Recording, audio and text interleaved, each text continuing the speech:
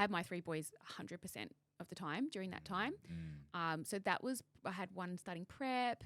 So it was not easy. It would have been hectic. It was really hectic because I was like, dealing with like the trauma of the court system, which is like even more traumatic than the relationship was.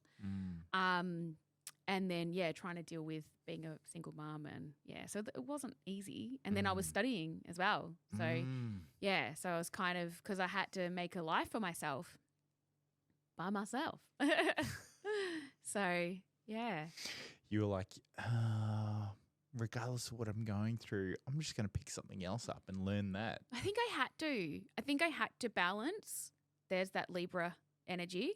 I think I had to balance the trauma with like maybe a little bit of distraction, but also like I was healing at the same time as I was experiencing trauma, because I was healing from the relationship, experiencing a new kind of trauma that I've never experienced before.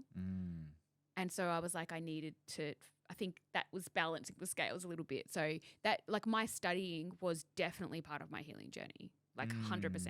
Like I kind of was led into Spinal Flow because I was trying to find something for my kids, because my kids were traumatized. Particularly my middle child was really traumatized from everything that we'd been through.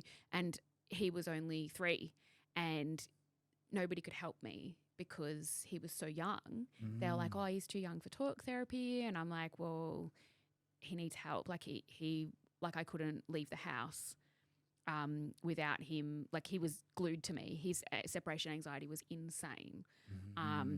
And just, he wasn't sleeping, he wasn't eating, like it was really bad. And that's actually how I found Spinal Flow. Wow. Yeah, because you don't need to talk with Spinal Flow. It's all about getting it out of your body. And so I initially started training as a Spinal Flow practitioner to help my kids. That was like my first motivation. And then I sort of spiraled into that whole world and sort of found my way back to it, because I've been quite interested in alternative stuff when I was much younger. So it was kind of like magic voodoo. Yeah, like I've always been into crystals and oracle cards and all of that stuff. And I did past life regressions when I was like 18. So it was kind of like finding my way back to that person, which was kind of cool as well. So yeah, I think I was balancing during that time. I think that's so interesting. I'll tell you a story offline.